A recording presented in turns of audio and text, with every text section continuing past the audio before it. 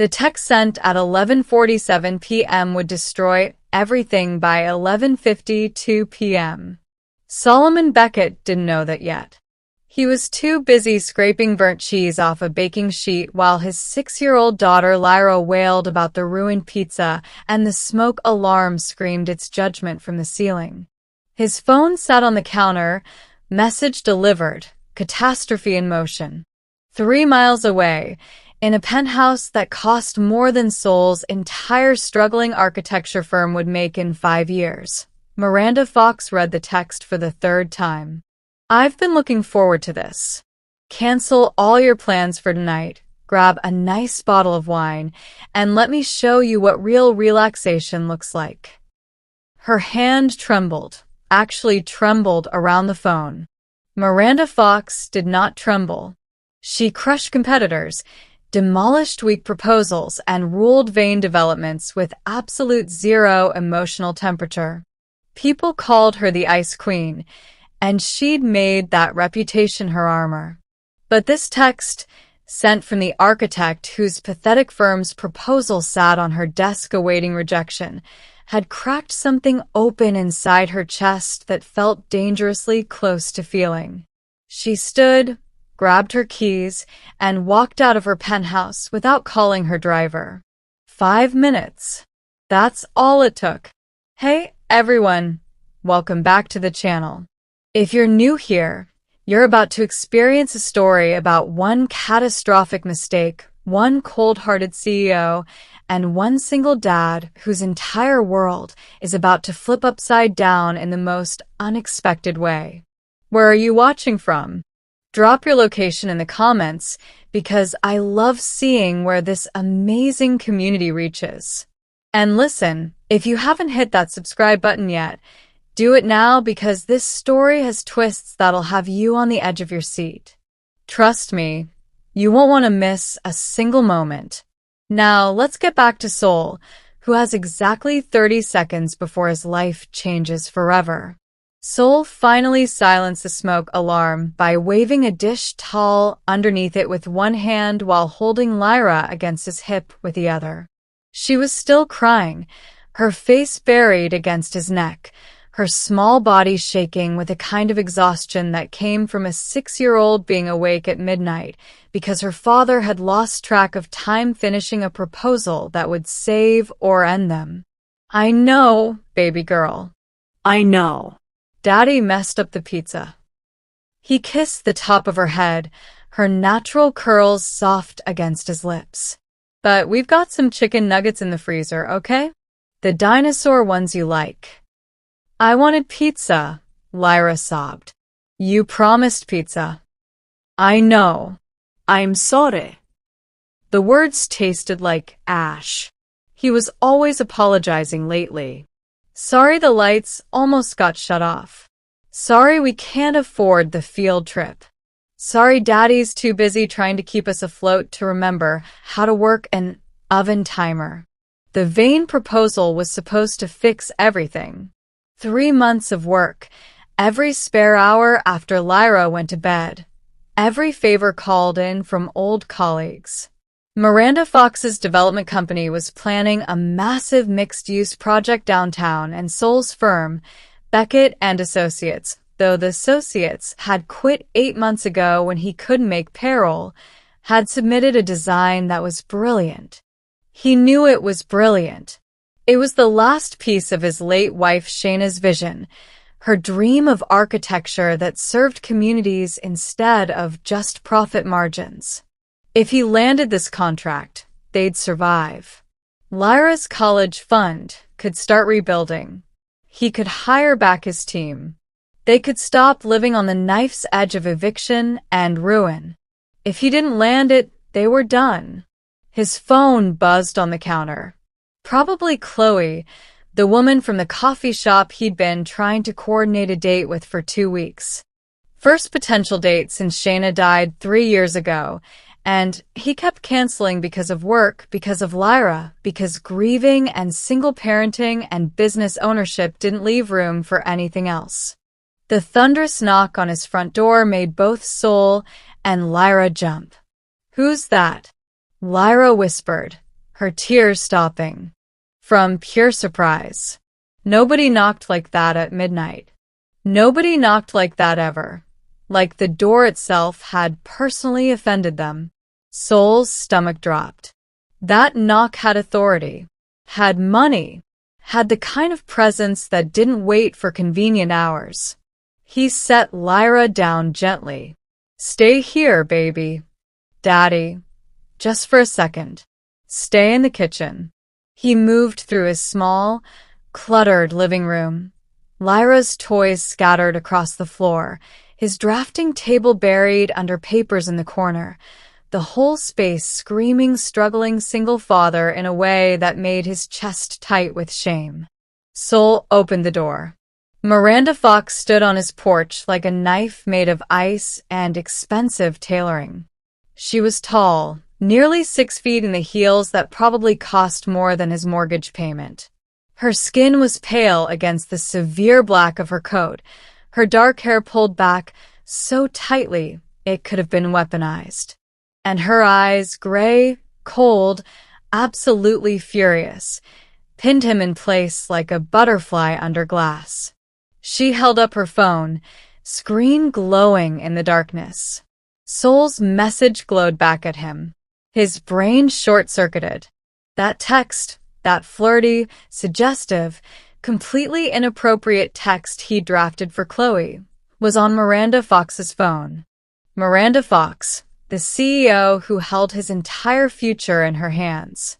Miranda Fox, who he'd never met in person but whose reputation for destroying people who wasted her time was legendary. Oh God. Oh God. What had he done? Mr. Beckett. Her voice was arctic, each word precisely cut.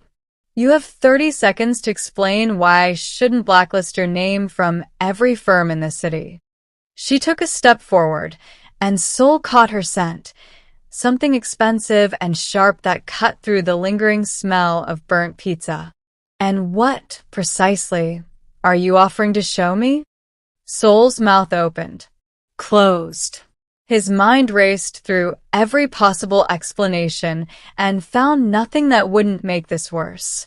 Behind him, Lyra called out, Daddy? Who's the fancy lady? Miranda's gaze shifted past Sol, her expression flickering for just a fraction of a second before settling back into ice. You have a child, she said, and it sounded like an accusation. Yes. My daughter. Sol's voice finally engaged. Miss Fox, I can explain. That text was a mistake. A horrible, stupid mistake. It wasn't meant for you. Obviously. She stepped past him into his house without invitation, her eyes cataloging everything, the chaos, the struggle, the evidence of a life held together with duct tape and desperation. So, who is it meant for? That doesn't matter. What matters is, it matters if I'm deciding whether you're criminally stupid or actively malicious. Miranda turned to face him, and up close, Sol could see something beneath the ice. Something raw and barely contained. You sent your potential client a sexual proposition 12 hours before our pitch meeting. 12 hours before I was going to reject your proposal and destroy your firm. Did you think this would help? Did you think I'm the type of woman who responds to, I didn't think? Sol's hands went up, defensive and desperate. I've been awake for 40 hours finishing that proposal. I was trying to text someone else, someone I was supposed to have dinner with, and I sent it to the wrong contact. I'm not malicious. I'm just exhausted and stupid, and apparently terrible at basic phone usage. Silence fell between them, broken only by Lyra humming nervously in the kitchen. Miranda stared at him, those gray eyes searching for lies and finding only the pathetic truth of a man whose life was falling apart in real time. You are going to reject the proposal? Sol asked quietly, his heart sinking. I was. Can I ask why? Because your firm is failing. Because you have no resources, no team, no credentials that matter to a project this size. She paused. Because I don't gamble on desperation. The words hit like physical blows. True and devastating. Right, Sol managed. Okay. Then I guess we're done here. I'm sorry for the text. I'm sorry for wasting your time. I'll withdraw from consideration tomorrow. He moved toward the door to show her out, defeat settling over his shoulders like a familiar coat. Miranda didn't move toward the door. She moved deeper into his house, toward the drafting table where his proposal materials still lay scattered. Miss Fox, your design, she said, picking up one of the renderings. It's good. Better than good. It's the only submission that actually understood the community impact requirements in my RFP. Everyone else sent me glass towers and profit margins. You sent me something that might actually matter. Sol froze, afraid to hope. Miranda set down the rendering and turned to face him, her expression unreadable. I came here to destroy you for that text. To make sure you understood the consequences of treating me like some woman you can proposition. Her voice dropped lower. But instead, I find a single father-burning pizza at midnight, a brilliant design buried under failure, and the first genuine mistake anyone's made around me in years. I don't understand, Sol said carefully. Miranda's smile was sharp and dangerous, and the first crack in her ice he'd seen. Neither do I, Mr. Beckett. But I'm going to find out. Starting now. What just happened? Miranda Fox had not been inside a home that felt lived in for 6 years. Her own penthouse was a museum of expensive emptiness. Her office was glass and steel. The houses she visited for business were showrooms designed to impress, not shelter actual human chaos. But Solomon Beckett's small rental house was aggressively, messily alive. Children's drawings covered the refrigerator. A worn couch sagged under the weight of blanket forts and stuffed animals. Books were stacked everywhere, architecture journals mixed with picture books about dragons and princesses. The whole space smelled like burnt pizza and something sweeter, vanilla maybe, like someone had tried baking cookies recently. It made Miranda's chest hurt in a way she couldn't name. Starting what, exactly? Sol asked, his voice careful. He stood between her and the kitchen where his daughter hummed, protective in a way that was both obvious and touching. Miranda set down the rendering she'd been studying and met his eyes directly. Up close, without the buffer of emails and proposal documents, Solomon Beckett was different than she'd imagined. Younger than his work suggested, 34 according to his business registration, but the exhaustion around his eyes added years. Handsome in an understated way, with the kind of face that probably smiled easily when it wasn't weighted down by catastrophe. And his eyes, warm brown, intelligent, currently filled with confusion and residual panic, held something she recognized because she worked very hard to hide the same thing in herself. Bone-deep loneliness. Starting with honesty, Miranda said. Your proposal is good enough that I was going to hate rejecting it. But your firm is a disaster. No team, no capital, no track record on projects this scale. Give me one reason why I should gamble $20 million on a single father working out of his living room. She watched him process the question, saw the moment he decided between pride and desperation. Desperation won. Because I'll die before I let you down, Sol said quietly. This project isn't just a contract to me. It's my late wife's vision. She believed architecture could heal communities, not just house them. Every element in that design, the community spaces, the affordable units integrated with market rate, the public art installations, that's her legacy. And it's the only thing I have left to give our daughter besides love and burnt pizza. Miranda's carefully constructed walls trembled. She reinforced them immediately. Emotion was weakness. Vulnerability was danger. She'd learned that lesson in Blood and Grief 6 years ago, when she didn't think about that anymore.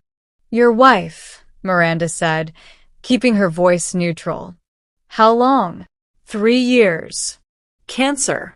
She fought for 18 months, and I watched her disappear piece by piece until Sol stopped, his jaw tight. Lyra was 3. Barely remembers her except through photos and stories I tell. I'm sorry. The words came out automatically, hollow things Miranda had said 1,000 times at funerals and memorial services for people she barely knew. But Sol looked at her like he heard something genuine underneath, and that was dangerous. The fancy lady sounds sad, a small voice announced. They both turned. Lyra stood in the kitchen doorway, a tiny force of nature in princess pajamas and mismatched socks. Her hair was a cloud of natural curls pulled into a lopsided ponytail, her dark skin glowing against the pink fabric, her eyes, her father's eyes, studying Miranda with unnerving directness. Lyra, baby, go back to the kitchen, Sol said gently. But she's sad. I can tell. She has the same face Daddy has when he thinks I'm sleeping. Lyra walked right up to Miranda, completely unafraid. Are you here to give Daddy the big job? He's really good. He built me a tree house and everything. Miranda looked down at this small, fierce creature and felt something crack deeper in her chest. I don't know yet, she said honestly. I'm trying to decide. You should say yes. We need the money. Lyra's bluntness made Sol wince, but she continued with the brutal honesty of children. Daddy tries to hide it, but I know. I heard Mrs. Chin next door tell him about food banks. And Daddy cries sometimes at night when he thinks I can't hear. Lyra. Sol's voice broke slightly. That's enough. But Miranda couldn't look away from the girl. 6 years old and already carrying her father's burdens, already aware that their world was fragile. Miranda knew that awareness, had learned it young herself, before money and power had insulated her from everything except the pain she'd chosen to carry. Your father cries because he loves you very much, Miranda said, surprising herself. And because loving people is hard when you're trying to keep them safe. Lyra considered this seriously. Do you have people you love? No. The answer came too quickly, too sharp. Sol's eyes snapped to hers, seeing too much. Why not? Lyra pressed. Because loving people means they can hurt you. Or leave. Or die. And I decided a long time ago that was unacceptable. The adults in the room went very still. Miranda realized she'd said too much, revealed the wound she'd spent 6 years cauterizing with ice and isolation. That sounds lonely, Lyra said softly. It's safe. Safe is boring. Lyra yawned suddenly, her fierce energy draining as quickly as it had appeared. Daddy, I'm tired. Sol moved immediately, scooping her up with practiced ease. I know, baby girl. Way past bedtime. Say goodnight to Miss Fox. Good night, fancy lady. You should give Daddy the job. And maybe stay for cookies. We made some yesterday, and they're only a little burnt. Despite everything, the tension, the impossible situation, the walls screaming for reinforcement, Miranda smiled. Actually smiled. Maybe next time, she heard herself say. Sol carried Lyra toward the stairs, murmuring quiet reassurances. Miranda stood alone in the living room, surrounded by evidence of a life completely foreign to her own. She should leave. This was insane. She'd driven to a stranger's house at midnight because a misdirected text had punctured her carefully controlled existence, and now she was standing in his living room having revealed more about herself to a 6-year-old than she'd told her therapist in 3 years of sessions. She picked up another rendering from Soul's drafting table. The community center design was exquisite, all natural light and open spaces that invited gathering rather than isolation. The kind of place where people might actually connect, might build the messy, complicated relationships Miranda had spent 6 years avoiding. Her phone buzzed. Her assistant, probably panicking about her sudden disappearance. Miranda ignored it. Soul came back downstairs, moving quietly. She's out. 5 seconds after her head hit the pillow. Sorry about everything, she said. She doesn't have much filter. She's remarkable, Miranda said. Terrifying, but remarkable. Yeah. She's the best thing I've ever made. Soul ran a hand over his face, exhaustion making him sway slightly. Miss Fox, I don't know what's happening here. I sent you an inappropriate text by mistake. You showed up at my house. My daughter interrogated you about loneliness. This is the weirdest night of my life, and I watched my wife die, so that's saying something. Miranda should have been offended by the comparison. Instead, she understood it perfectly. I lost someone too, she said quietly. 6 years ago. My daughter. She was 4. Soul's expression shifted immediately, grief recognizing grief. Miss Fox, Miranda. If we're going to discuss dead children at midnight, use my name. Miranda. He said it carefully, like testing the weight. I'm sorry. I can't imagine. I can, which is worse. What happened? Car accident. Drunk driver. She died instantly. My ex-husband was driving. He survived. Miranda's voice was clinical, describing facts without feeling because feeling would destroy her. I buried my daughter and divorced my husband in the same month. Built walls so high nothing could ever hurt me. Again. And I've been perfectly, miserably safe ever since. The silence between them was heavy with shared understanding. The text, Miranda continued, interrupted a panic attack. I was standing in my penthouse alone, feeling the walls close in, and your ridiculous message appeared. It was so human, so chaotic, so completely inappropriate that it shocked me out of my own head. I came here to destroy you for that intrusion. But instead you found someone who understands, Soul finished quietly. Yes. They stood there, 2 people hollowed out by loss, surrounded by the evidence of Soul's desperate attempt to keep living for his daughter's sake. I'm still going to reject your proposal, Miranda said finally. Your firm can't handle this project. You'd fail, I'd lose millions, and you'd lose everything. Soul nodded, accepting the inevitable. But, Miranda continued, I'm going to offer you something else. A partnership. You bring the design brilliance. I bring the resources, the team, the infrastructure. We collaborate on this project under the Vane Developments umbrella. You get full credit, full creative control, and a salary that'll let you stop burning your daughter's pizza because you're too exhausted to function. Soul stared at her like she'd started speaking a foreign language. You want to hire me? I want to work with you. There's a difference.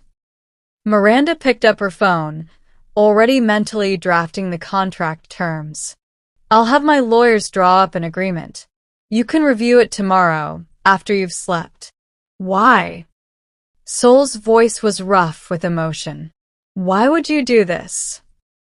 Miranda looked at him directly, Let him see past the ice for just a moment. Because your daughter said safe was boring. And she's right. I've been safe for 6 years, and I'm dying inside. She moved toward the door, then paused. And because your wife's vision deserves to exist in the world, even if she can't see it. Sol's eyes shone with tears he didn't let fall. Thank you. Don't thank me yet. I'm a nightmare to work with. Ask anyone. I believe you. Miranda opened the door, stepped into the night air, felt the familiar cold settle back over her like armor. Miranda? Sol called after her. She turned. The text really was a mistake. But I'm glad I sent it. Weirdest thing I've ever said, but I'm glad. Miranda allowed herself one more genuine smile. So am I, Solomon. So am I. She walked to her car, drove back to her empty penthouse, and for the first time in 6 years, didn't feel quite so alone. Behind her, Sol stood in his doorway, holding a second chance he hadn't dared dream of, wondering how a catastrophic mistake had just saved his life. If you're loving this so far, hit that like button and drop a comment telling me what you think of Miranda. Is she cold or just protecting herself? Let's discuss. The contract arrived at Sol's house at 9 the next morning, delivered by a courier who looked uncomfortable handing legal documents to a man still in pajama pants with a 6-year-old eating cereal on his hip. Sol read it 3 times, convinced he was hallucinating from sleep deprivation. The terms were extraordinary. Design director position at Vane Developments, 6-figure salary, full benefits, creative control over the community project, and a clause that made his throat tight. Flexible scheduling to accommodate parental responsibilities. Miranda Fox had thought of everything. He signed it before he could talk himself out of it, before the voice in his head that sounded like fear could remind him that working closely with a woman who made him feel exposed and understood in equal measure was dangerous. 3 days later, Sol walked into Vane Development's headquarters with Lyra's hand in his and his portfolio under his arm. The building was everything his struggling firm wasn't. Sleek glass and steel reaching 30 stories into the sky, a lobby that echoed with expensive silence, security that checked his credentials twice before allowing him past. This is where you're working now, Lyra whispered, her eyes huge as she took in the marble floors and the massive abstract sculpture dominating the entrance. Looks like it, baby girl. It's fancy. Like the fancy lady. Sol squeezed her hand. The daycare at Lyra's school didn't open until 10, so he'd called ahead, asked if bringing his daughter for the first hour was acceptable. The assistant had sounded surprised but confirmed it was fine.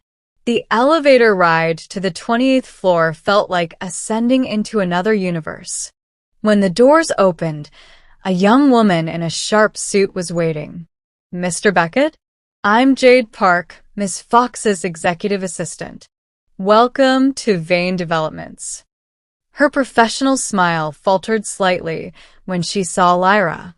Oh. You brought my daughter, Lyra. I explained on the phone that I'd need to bring her until her program opens at 10. If that's a problem, it's fine. A voice cut through the space, cold and commanding. Miranda Fox emerged from a glass-walled office, and Sol's breath caught despite himself. She was different in her natural habitat, somehow more imposing in a charcoal suit that probably cost more than his car, her hair pulled back severely, her expression giving nothing away. But her eyes, when they landed on him, flickered with something that might have been relief or recognition, or something more complicated. Mr. Beckett. Right on time. She glanced down at Lyra. Ms. Beckett. Welcome. Lyra beamed. You remembered me. Daddy said you were really busy, and might not remember the girl who talked about cookies. I remember everything, Miranda said, and it didn't sound like a boast, just a fact. There's a conference room with comfortable seating where Lyra can work on— what do 6-year-olds work on? Coloring, reading, destroying perfectly organized spaces, Sol offered. Jade, set up conference room B. Bring coloring supplies and whatever else children require. I'll handle it, Jade said, still looking slightly bewildered by the entire interaction. Miranda turned back toward her office. Solomon with me. We have 14 people waiting in the executive conference room who are very curious about the man I've just made design director. Sol's stomach dropped. 14 people? The entire senior team. They're curious why I hired an architect whose firm was 3 weeks from bankruptcy. She paused at her office door. I suggest you show them why. The executive conference room was all windows and intimidation. 14 people in expensive suits sat around a table that could have doubled as a landing strip, their expressions ranging from curious to openly hostile. Miranda took the head of the table, her presence commanding immediate silence. This is Solomon Beckett, our new design director. He'll be leading the Riverside Community Project. Solomon, present your vision. You have 20 minutes. No preamble. No. Gentle introduction. Just straight into the deep end. Sol set up his portfolio, pulled out renderings, and started talking about community integration, about mixed-income housing that didn't segregate by wealth, about public spaces designed for gathering and healing, about his late wife's belief that architecture could transform lives, not just house them. He lost himself in the presentation, forgot to be nervous, let his passion for the work override his awareness that these people were judging whether Miranda had made a catastrophic mistake. When he finished, silence filled the room. Then a silver-haired man at Miranda's left spoke, his voice dripping skepticism. It's very idealistic, Mr. Beckett, but idealism doesn't generate profit. Our investors expect returns, not social work. The returns come from lower vacancy rates, higher property values in surrounding areas, and tax incentives for affordable housing integration, Sol countered. Plus the public relations value of Vane Developments being seen as a company that actually gives a damn about communities instead of just extracting wealth from them. Several people shifted uncomfortably. The silver-haired man's face reddened. Marcus, Miranda said quietly, if you have concerns about my hiring decisions, you can bring them to me privately. Right now, you're wasting Solomon's time. Marcus's jaw tightened, but he nodded. The rest of the meeting proceeded with questions Sol could actually answer: structural concerns, budget projections, timeline estimates. He held his own, backed by the months of research he'd poured into the original proposal. When the team finally filed out, Miranda remained seated, studying him. You did well, she said. Marcus hates me. Marcus hates everyone. He's my CFO because he's brilliant with numbers and because I enjoy watching him suffer through meetings where I ignore his advice. She stood, moved to the windows overlooking the city. He'll try to undermine you. Others will too. You're an outsider brought in by me personally, which means you're either my weakness or my pet project. They'll test both theories. Sol joined her at the window, maintaining careful distance. What am I, actually? Miranda turned to look at him, and the space between them felt charged with something neither of them was ready to name. I don't know yet, she admitted. That's what scares me. Before Sol could respond, Jade's voice came through the intercom, panicked. Miss Fox, there's a situation in conference room B. They moved quickly, Miranda's heels clicking sharply against marble. When they reached the conference room, Jade stood outside looking stricken. I'm so sorry. I was only gone for 5 minutes to take a call, and when I came back, Sol pushed past her and stopped dead. Lyra sat at the conference table, coloring supplies scattered everywhere, completely unfazed. Across from her sat a man Sol recognized from business magazines, James Cordova, the real estate mogul who'd been trying to buy out Vane Developments for 3 years. And Lyra was showing him her drawing. That's my daddy, she explained, pointing to a stick figure. And that's the fancy lady. She's helping us, so we don't have to be poor anymore. Soles face burned. Lyra, baby, Solomon Beckett, James said, standing with a smile that didn't reach his eyes. The mysterious new hire. And this must be the daughter who's making Miranda's notorious ice melt. Miranda stepped into the room, her expression glacial. James. I didn't realize you were in the building. Meeting with your board members. Some of them are getting nervous about your recent, impulsive decisions. His gaze traveled between Miranda and Sol, calculating. Hiring a failing architect. Creating positions that don't exist. Making exceptions for children in the workplace. Very unlike you, Miranda. My business decisions are none of your concern. They are when I'm preparing another acquisition offer. Your board is listening more closely this time, especially when they hear you're making decisions based on. He glanced at Lyra, then back at Miranda with implication heavy in his voice. Personal interests rather than profit. The air in the room turned toxic. Sol saw Miranda's hands clench, saw the muscle in her jaw jump. Lyra, get your things, Sol said quietly. We're leaving. But I'm showing Mr. James my picture. Now, baby girl. Something in Sol's voice made Lyra obey immediately. She gathered her crayons, clutching her drawing. James smiled. Didn't mean to cause trouble. Just making observations. The market notices when Miranda Fox acts out of character. Makes people wonder what leverage they might have. He walked past them, pausing at the door. Good luck with your community project, Mr. Beckett. You're going to need it. When he was gone, Miranda stood perfectly still, her breathing controlled, but her eyes blazing with something dangerous. He's going to use this, she said quietly. Use you. Use your daughter. Use everything to convince my board that I'm compromised. That I'm making emotional decisions instead of strategic ones. Sol's stomach sank. I'm sorry.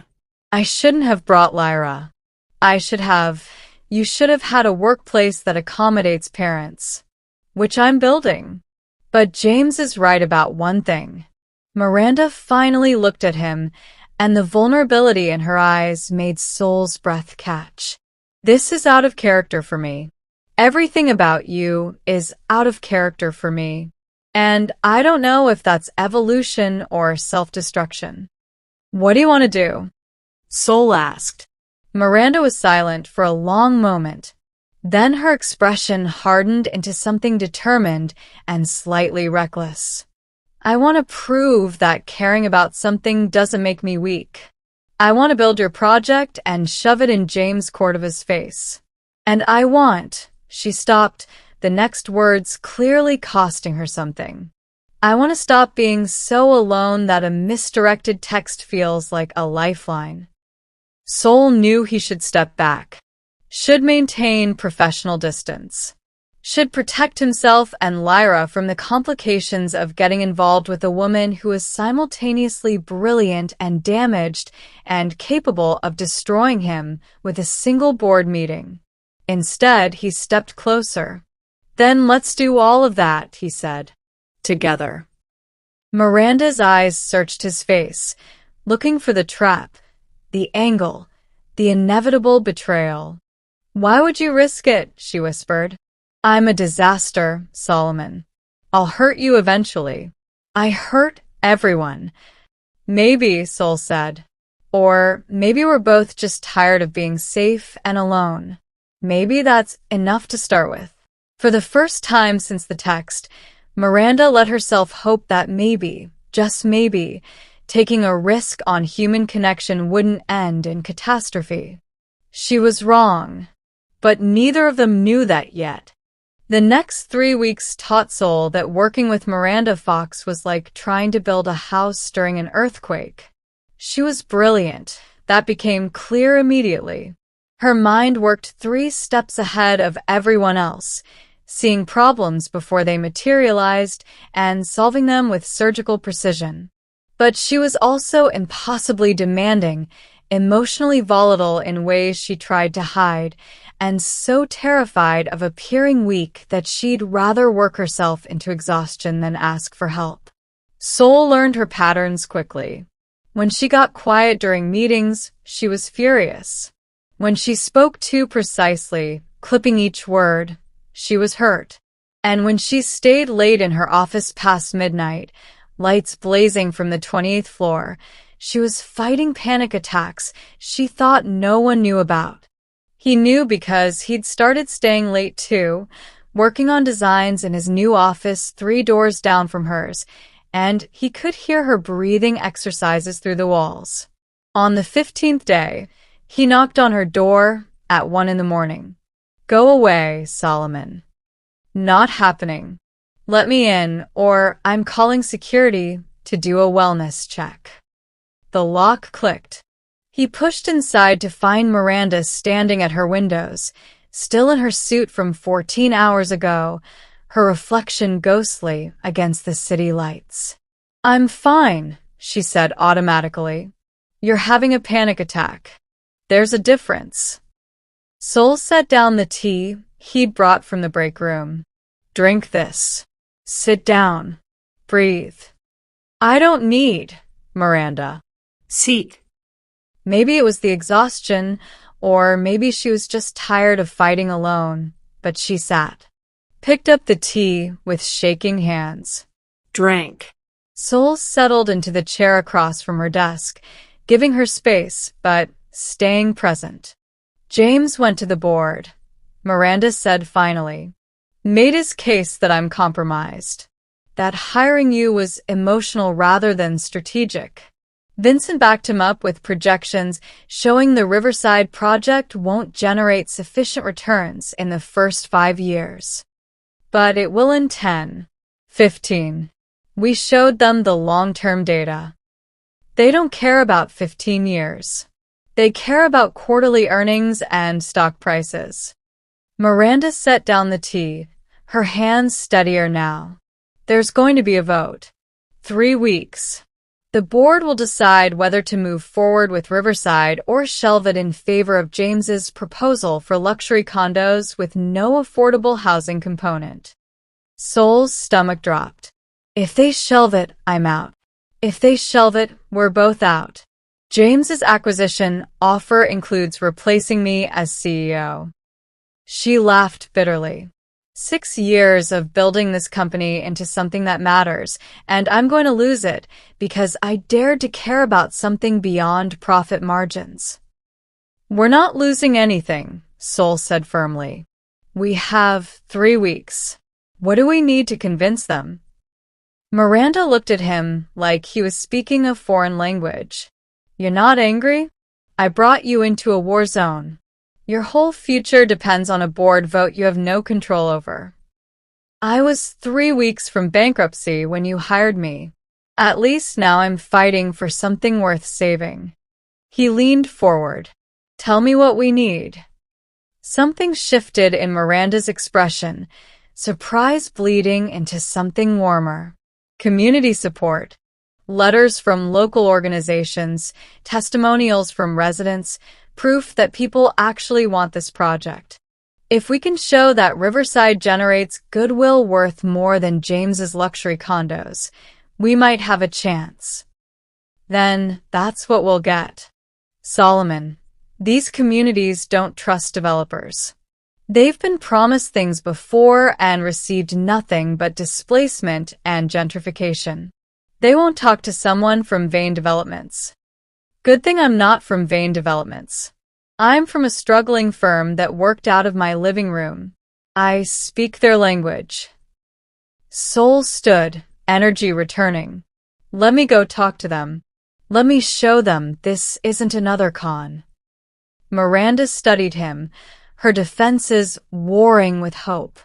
You really believe we can win this? I believe you. Don't hire someone to save their life just to let them drown 3 weeks later. And I believe you're tougher than any board full of men who mistake fear for strategy. The words hung between them, charged with something neither of them had acknowledged yet. You should go home, Miranda said quietly. Lyra needs you. Lyra's with my neighbor.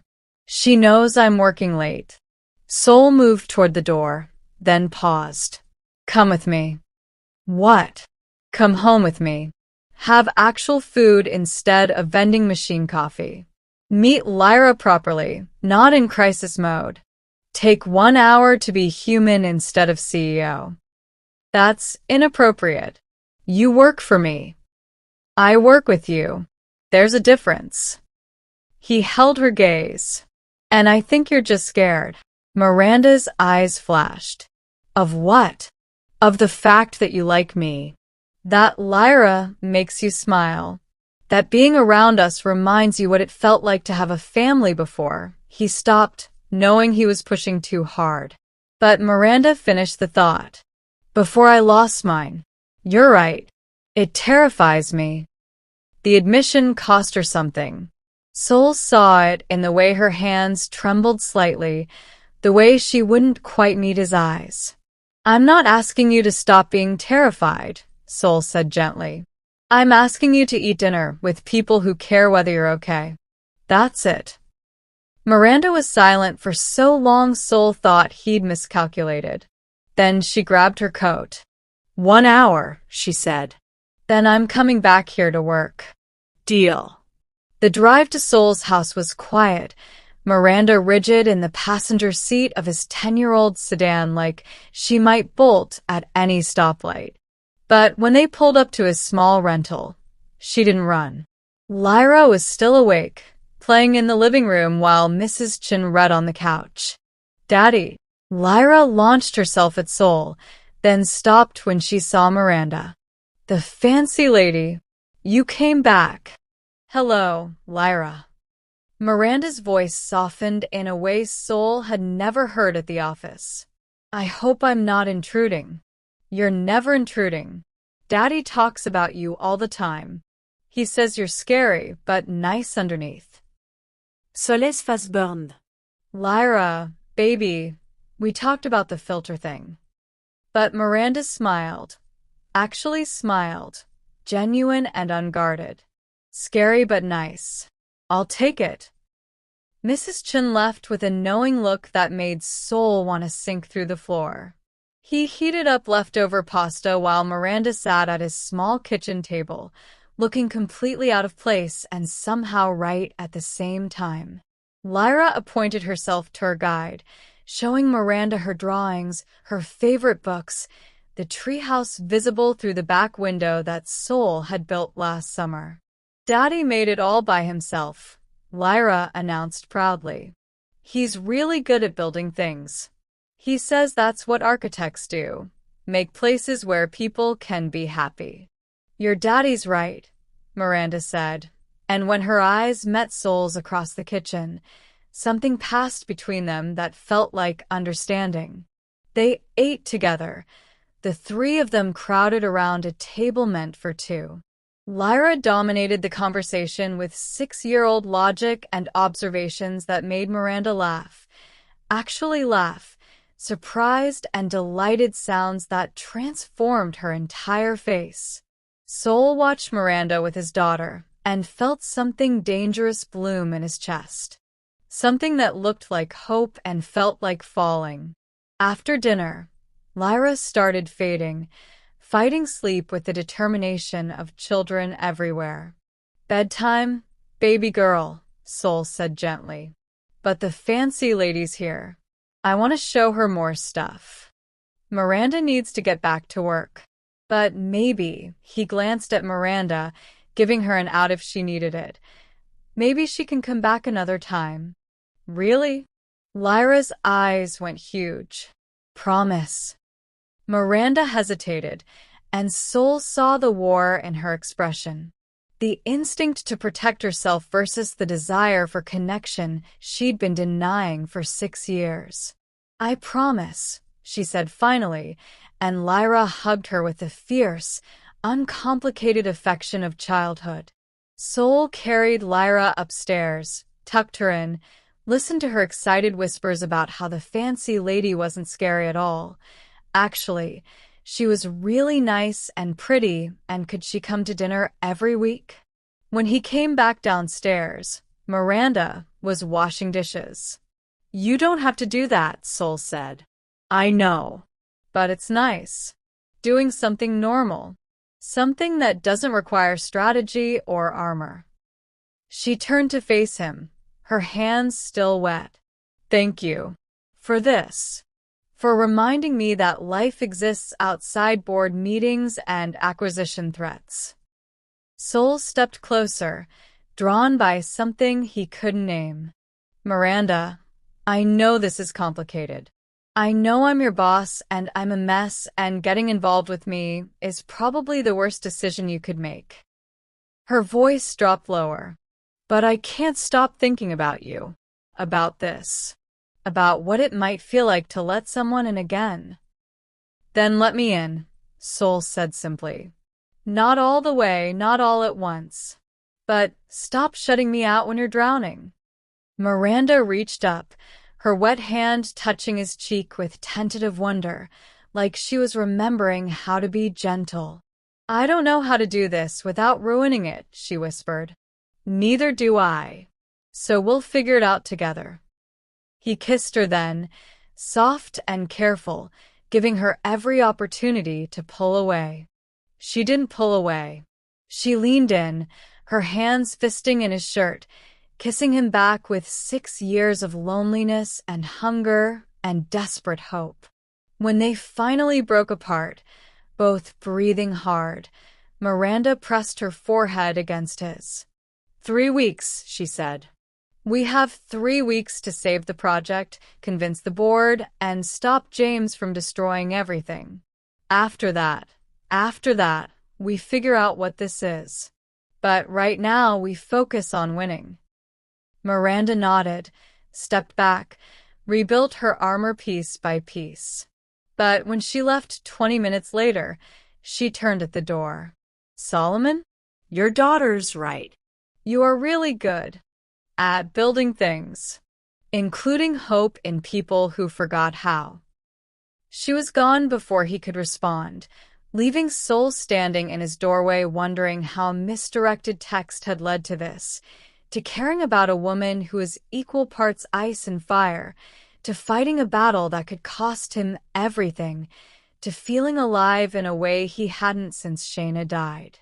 2 weeks into their campaign to save the Riverside Project, Sol and Miranda fell into a rhythm that felt dangerously close to partnership. They spent days in the community, knocking on doors, meeting with neighborhood associations, listening to stories about displacement and broken promises from developers who'd come before. Sol did most of the talking, his genuine passion cutting through decades of cynicism. Miranda listened, learned, and slowly began to understand what her company looked like from the outside, a machine that consumed communities and spit out profit. It changed something in her. At night, they worked in Miranda's office, compiling testimonials, building their presentation, ordering takeout that they ate surrounded by papers and possibility. Lyra joined them sometimes, doing homework at the conference table, her presence softening Miranda's edges in ways that made Sol's heart ache. They didn't kiss again, didn't cross that line, but the tension between them built like a storm waiting to break. On day 13, everything shifted. Sol was in his office reviewing structural plans when Jade appeared in his doorway, her face pale. Mr. Beckett, there's someone here to see you. He doesn't have an appointment, but he says it's urgent. Who? James Wolowitz. Soul's blood went cold. Tell him I'm busy. He said if you don't see him, his next stop is Miranda's office. And he has information you'll want to hear privately first. Sols já ho tinc tenat. Whatever game James was playing, it was better to face it directly than let him ambush Miranda. Fine. Send him in. James entered with the confidence of a man holding all the cards. He settled into the chair across from Soul's desk without invitation, his smile predatory. Solomon. Mind if I call you Solomon? We're about to become very familiar. Say what you came to say and leave. Direct. I like that. Okay. James pulled out a tablet, swiped through screens. I've been doing research on you. Very thorough research. Your firm, your finances, your late wife. Fascinating story there. Soul's hands clenched under his desk. My wife's death is none of your business. But your wife's malpractice lawsuit is. The one filed by her family after she died, claiming you pressured her to refuse aggressive treatment because you couldn't afford it, that you chose your failing business over her life. The words hit like physical blows. Soul felt the air leave his lungs, felt the old guilt claw its way up his throat. That lawsuit was dismissed. There was no merit. Dismissed, yes, but filed. And the filing is public record. James leaned forward, along with testimony from her mother stating that Shayna wanted to try an experimental treatment that cost $300,000. Treatment you supposedly refused to finance because you were funneling everything into your firm. That's a lie. Shayna made her own medical decisions. She chose quality time with Lyra over months in a hospital for treatment with a 5% success rate. That's your version. Her family's version is different. And when the board hears that Miranda Fox hired a man whose judgment about money versus life is questionable, they're going to wonder what other questionable judgments she's making. Soul stood abruptly, his chair scraping back. Get out. I'm not trying to hurt you, Solomon. I'm offering you a choice. James stood too, straightening his suit. Walk away from the Riverside project. Resign from vain developments. I'll make sure the lawsuit details stay buried. You can find work elsewhere. Rebuild your reputation quietly.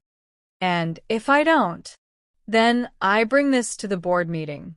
Let them pick apart your past, question your ethics, wonder if the man Miranda's defending is worth destroying her company over. James moved toward the door. You have 48 hours to decide. After that, I go public. He left, and Soul sank back into his chair, his whole body shaking. The lawsuit had been the worst 6 months of his life after Shayna died. Her mother, consumed by grief and rage, had lashed out at the nearest target, Soul. Accuse him of killing her daughter through negligence and greed. The case had been dismissed when Shayna's medical records and advance directives proved she'd made her own choices, fully informed and competent. But the accusation had left scars, had made Soul question everything. Had he fought hard enough for alternatives? Had some subconscious part of him chosen his firm over his wife? He knew the answer was no. Knew Shayna had wanted time with Lyra more than uncertain hope. But grief didn't care about logic. And now James was weaponizing that grief. Soul's office door opened. Miranda stood there, her expression concerned. Jade said James was here. What did he want? Soul looked at her. This brilliant, damaged woman who'd taken a chance on him, who was fighting her own board to build something meaningful. If he told her about the lawsuit, she'd defend him. would stand by him even when it cost her everything. He couldn't let her do that. He made another acquisition offer. Sol lied, the words tasting like poison. Wanted me to know he's not giving up. Miranda studied him, her eyes too sharp. You're a terrible liar, Solomon. What really happened? Nothing I can't handle. We're partners. That means you don't handle things alone. She closed the door, moved closer. Talk to me. Sol wanted to lay everything at her feet and let her help carry it. But the weight of potentially destroying her company was his to bear. Miranda, if being with me professionally or personally costs you too much, you need to walk away. I'm not worth losing everything over. Her expression shifted from concern to something fiercer. You don't get to decide what I'm willing to lose. That's my choice. Even if I bring scandal? History that makes the board question your judgment. Especially then. She reached for his hand, her fingers wrapping around his. Whatever James told you, whatever he's threatening, we face it together. That's what partnership means. Sol's carefully maintained control cracked. He pulled her closer, rested his forehead against hers. My wife's family sued me after she died. Claimed I let her die to save my business. It was dismissed, but the filing is public record. James is going to use it to prove you hired someone with questionable judgment. Miranda went very still. Did you? Pressure her to refuse treatment. No. She chose quality time over quantity. But her mother needed someone to blame, and I was there. His voice broke. And sometimes late at night, I wonder if I should have fought harder. Sold everything. Tried anything. Solomon, look at me. He met her eyes. Grief makes us question everything. I spent 3 years wondering if I could have prevented my daughter's accident. If I'd left my ex-husband sooner, if we'd taken a different route, if I'd just kept her home that day. Her hand came up to cup his face. But we can't live in the what-ifs. We can only live in what we do next. James wants me to resign. To walk away from the project and vain developments. If I do, he buries the lawsuit details. And if you don't, he brings it to the board. Uses it to prove you're making emotional decisions over strategic ones. Miranda's jaw set in a way Sol recognized, her decision-making face, cold and calculating. Here's what we're going to do, she said. We're going to the board meeting in 1 week. We're presenting the Riverside project with all the community support we've gathered. And we're going to address the lawsuit directly, before James can weaponize it. Miranda, that's suicide. No, it's honesty. Something my company's been lacking. She stepped back, her eyes blazing with determination. James thinks your past makes you weak. I'm going to prove it makes you stronger. A man who's lost everything and kept fighting? That's exactly who should be building hope for communities who've been counted out. Sol stared at her, overwhelmed by her faith in him. Why are you doing this? He whispered. Why risk everything? Miranda was quiet for a long moment. When she spoke, her voice was raw with emotion she usually buried.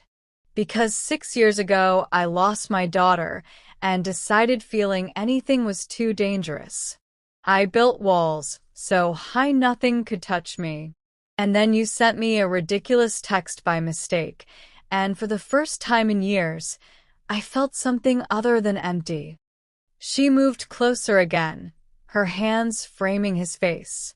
You and Lyra remind me what I'm fighting for.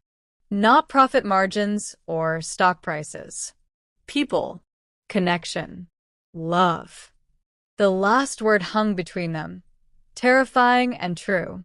Miranda. She kissed him, fierce and desperate, pouring 6 years of loneliness and newfound hope into the connection. Sol kissed her back, his hands in her hair, tasting tears, his or hers, he didn't know. When they broke apart, both breathing hard, Miranda rested her head against his chest. "We're going to lose, aren't we?" Sol said quietly. Probably. The board's already skeptical. James has ammunition. The odds are terrible. So why fight? Miranda pulled back, met his eyes with steel in her gaze.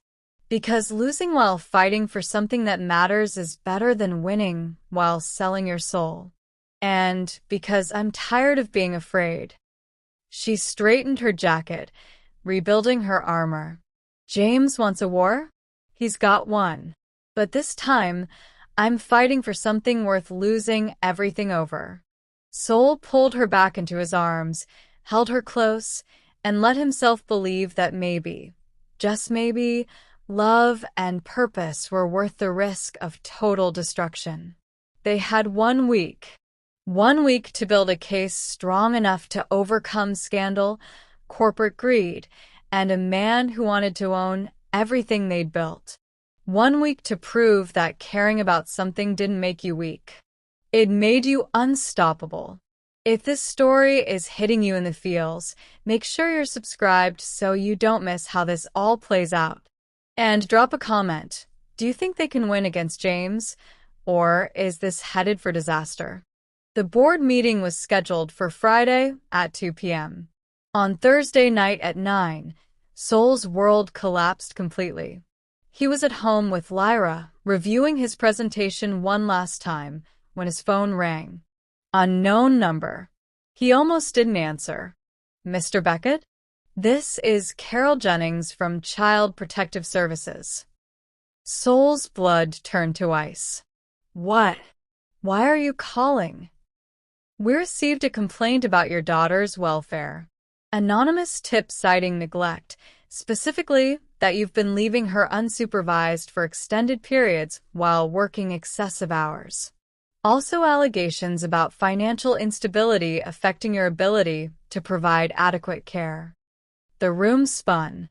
That's insane. Lyra is never unsupervised. She's either with me at school or with my neighbor Mrs. Chun, who's been vetted, and I understand this is upsetting, Mr. Beckett, but we're required to investigate all reports. I'll need to conduct a home visit tomorrow morning at 10 to assess the situation. Tomorrow morning? I have the most important meeting of my life at 2 p.m. I'm sorry, but this can't wait. Child welfare takes priority. If you're unavailable, we'll have to escalate our concerns. Sol closed his eyes, felt the trap closing around him. James. This had James's fingerprints all over it. Fine. 10 a.m. I'll be here. He hung up and immediately called Miranda. It went to voicemail. He tried again. Nothing. Panic rising, he called Jade. "Mr. Beckett? It's late. Is everything okay? I need to reach Miranda. It's urgent. She's in an emergency board session. Vincent called it an hour ago. They're voting on whether to postpone the Riverside presentation indefinitely pending resolution of some concerns James raised." Sol's heart sank. What concerns? I don't know. They excluded all staff, even me. But, Mr. Beckett, it doesn't look good. Vincent brought lawyers. Sol thanked her and hung up, his mind racing. James was making his move early, splitting them up, attacking from multiple angles simultaneously. The CPS investigation would either make him miss the board meeting or show up rattled and distracted. The emergency session was designed to undermine Miranda's position before they could present their case. And somewhere in all of this, the lawsuit details were being weaponized. He texted Miranda. CPS called. Anonymous complaint about Lyra. Home visit tomorrow at 10. James is moving. Call me. No response. Sol checked on Lyra. Asleep, peaceful, completely unaware that someone was trying to take her away from him. His chest tightened with rage and fear. He'd survived his wife's death, bankruptcy, grief, and loss. But if they took Lyra, he wouldn't survive that. At midnight, his phone finally rang. "Miranda." "I just got out," she said without preamble, her voice raw with exhaustion. "Vincent ambushed me with a vote of no confidence. The board is split. James has been working behind the scenes, promising individual members positions in his company if the acquisition goes through." "Did they postpone Riverside?" Worse. "They moved the vote up to tomorrow at noon, 2 hours before our scheduled presentation." Vincent argued that waiting was fiscally irresponsible given the concerns about my judgment. "Miranda, CPS is investigating me.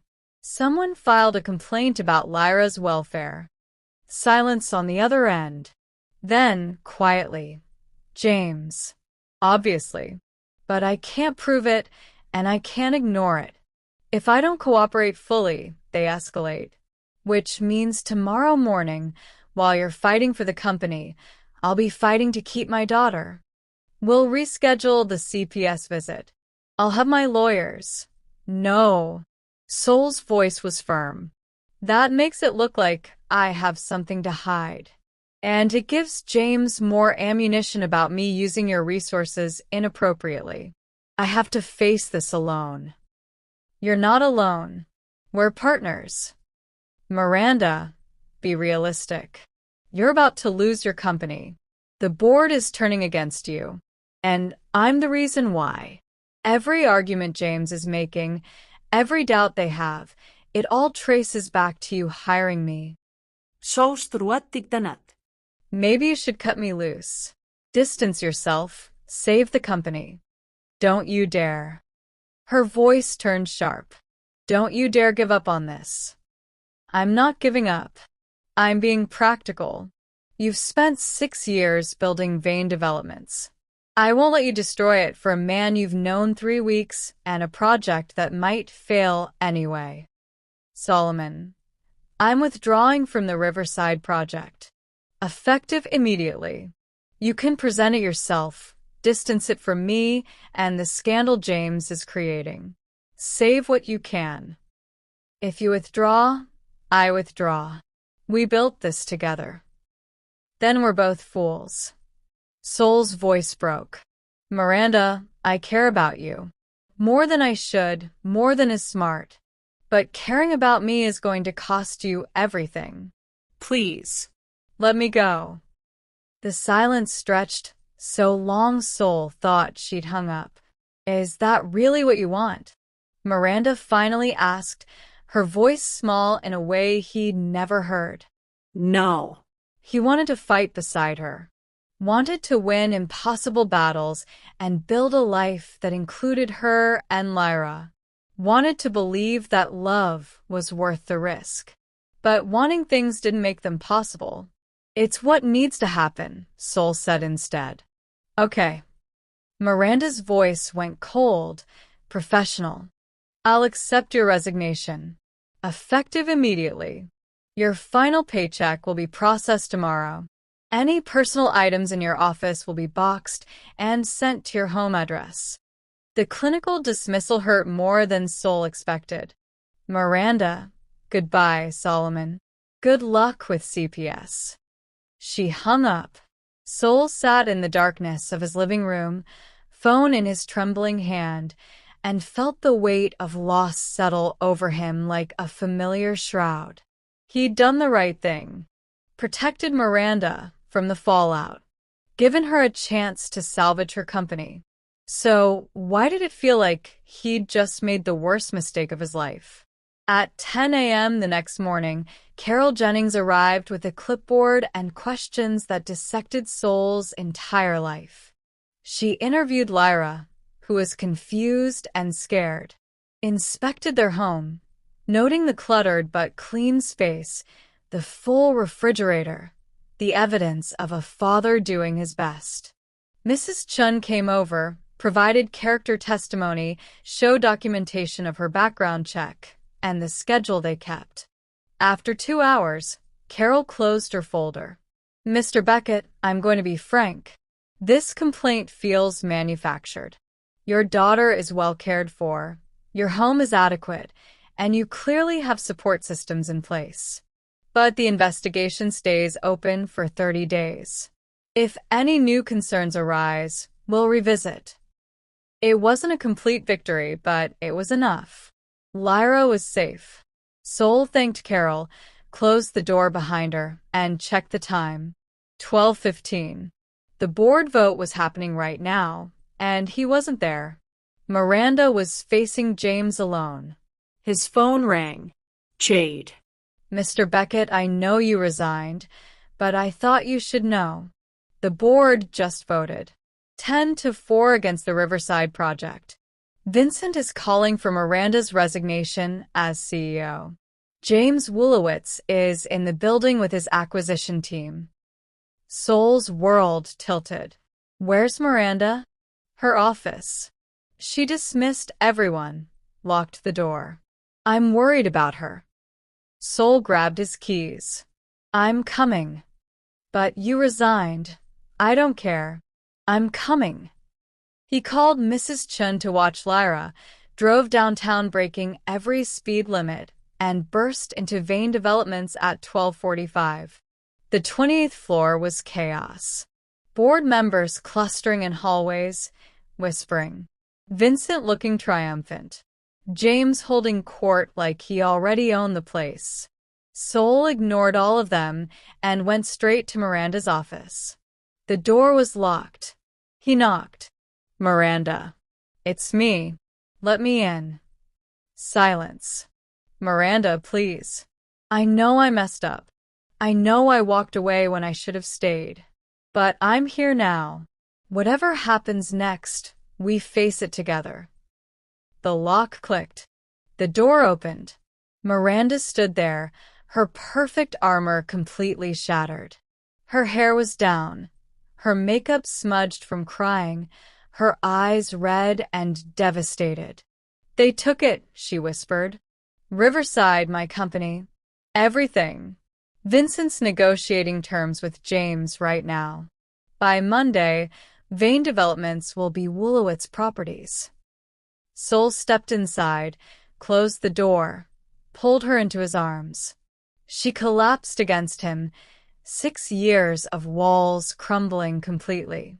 I fought so hard, she said into his chest. I thought if I was strong enough, cold enough, perfect enough, nothing could touch me. But it didn't matter. I lost anyway. You didn't lose. You fought for something that mattered. That's not losing. I lost my company. I lost the project. I lost. She pulled back, looked up at him with devastated eyes. I was falling in love with you, and you left. The confession hung between them, raw and honest.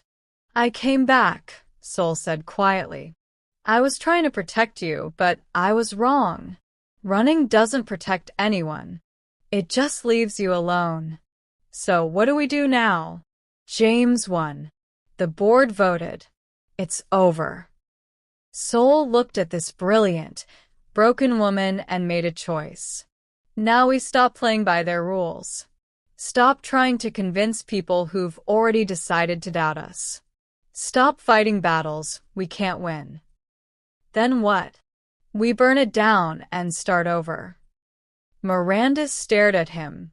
What are you talking about? You have severance, connections, resources. I have designs and a vision. We don't need Vane Developments or the board or James's approval. We build Riverside ourselves.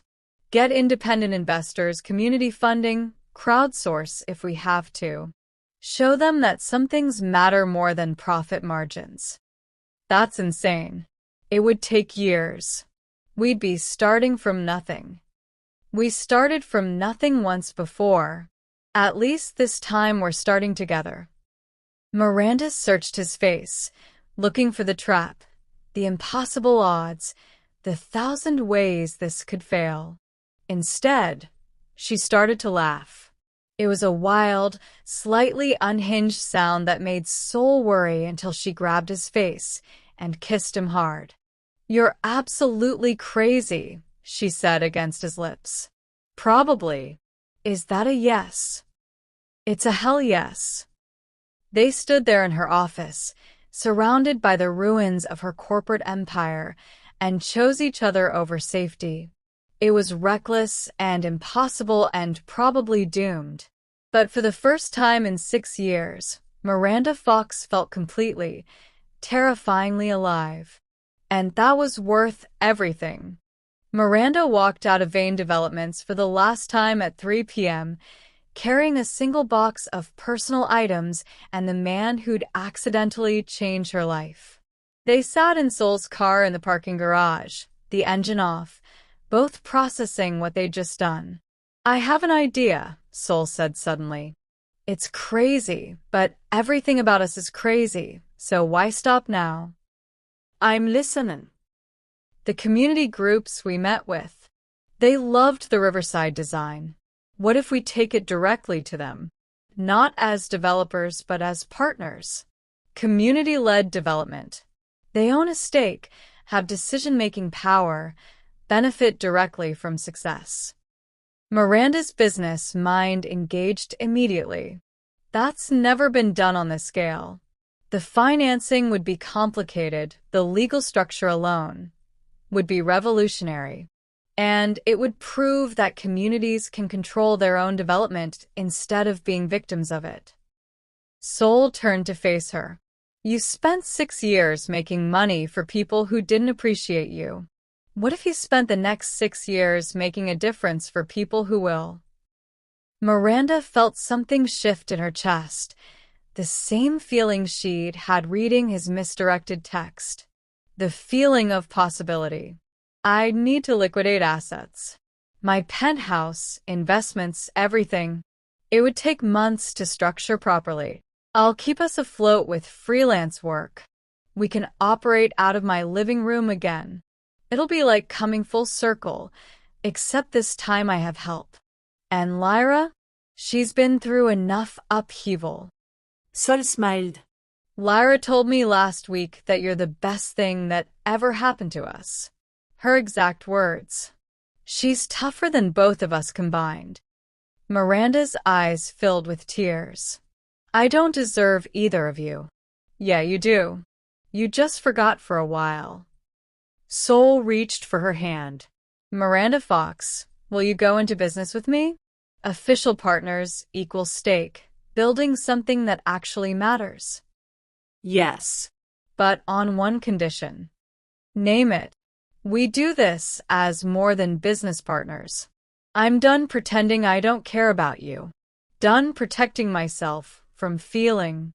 If we're burning down the old and building something new, I want to do it as someone who's all in, professionally and personally." Soul's smile transformed his entire face. "Are you asking me to date you while we start a revolutionary development company with no funding and a powerful enemy? I'm asking you to build a life with me, however messy and complicated and impossible that looks." He kissed her then, deep and thorough, pouring promise into the connection. When they broke apart, Miranda pulled out her phone and made a call. "Who are you calling?" "The community board president we met last week. If we're doing this, we start now." That evening, they gathered in a church basement in the Riverside neighborhood. 50 community members, Soul and Miranda, and a vision that seemed impossible. Miranda stood before them, no longer the Ice Queen CEO, but a woman who'd lost everything and chosen to start over. "James Wolowitz and Vane Developments rejected your community. Said you weren't profitable enough to matter. I'm here to prove them wrong. Not as a developer promising things I won't deliver, but as a partner asking what you want to build together." Soul unveiled the designs, and the room erupted in questions, challenges, cautious hope. They talked for 3 hours, made promises, formed committees, started something that felt like revolution. When they left at midnight, Miranda took Sol's hand. "We're really doing this. We really are.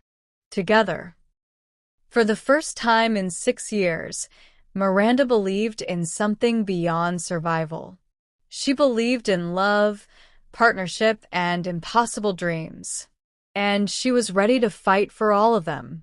6 months later, James Wolowitz stood in the Riverside Community Center's foundation site and realized he'd made a catastrophic mistake. The crowd was massive. Local news cameras, city council members, investors Miranda had courted with a passion James hadn't known she possessed. And at the center of it all, Solomon Beckett and Miranda Fox, presenting the fully funded, community-owned Riverside project to thunderous applause. James had spent those 6 months dismantling Vane Developments, stripping it for parts, selling off projects for a quick profit. The company's stock had plummeted. Board members who'd supported him were facing lawsuits from angry investors. Meanwhile, Miranda and Sol had built something unprecedented. Community-led development, Miranda announced to the crowd, her hand in Sol's, means the people who live here own 40% of this project. They vote on design changes, benefit from profits, and control their own neighborhood's future. The investors Miranda had assembled weren't the usual corporate vultures. They were ethical funds, impact investors, philanthropists who'd watched her burn down her old life and build something revolutionary from the ashes. James pushed through the crowd, his face red with fury. "This is a publicity stunt," he shouted. "You'll never break ground. The financing is smoke and mirrors." Sol stepped forward, calm and confident in a way he'd never been 6 months ago. "Actually, we break ground next week. Fully funded, fully permitted, and fully supported by a community you said wasn't worth your time." He smiled. "Turns out caring about people is profitable. Who knew?"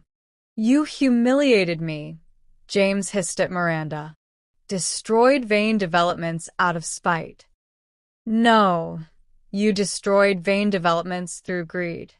I just stopped trying to save you from yourself." Miranda's voice carried across the crowd. "You taught me something valuable, James. You can own everything and still lose what matters." James looked around at the faces watching him, community members whose neighborhood he'd tried to gentrify, investors he dismissed, media documenting his failure. He'd won the battle for Vane Developments and lost the war for relevance. "You'll fail," he said, his voice desperate now. "These projects always fail." "Maybe," Miranda agreed. "But we'll fail trying to build something meaningful. What will you be remembered for?" James had no answer. He left to scattered applause, a man who'd gained an empire and lost his soul. That evening, at Sol's house, they celebrated with Lyra and Mrs. Chun and the community leaders who'd believed in them. Lyra climbed into Miranda's lap, completely comfortable with the woman who'd become a fixture in their lives. "Are you and Daddy going to get married?" she asked with 6-year-old bluntness. Miranda looked at Sol across the room, saw the future in his eyes. "Would you be okay with that?" she asked Lyra. "Yeah." "You make Daddy happy. And you're not scary anymore. You're just fancy." Sol crossed the room, pulled Miranda to her feet, and dropped to one knee right there in his cluttered living room. "I was going to plan something elaborate," he said. "But Lyra's right. Why wait?" He pulled out a ring, simple, beautiful, nothing like the ostentatious jewelry Miranda used to wear. "Miranda Fox, will you marry a man who works out of his living room and believes impossible things are worth fighting for?"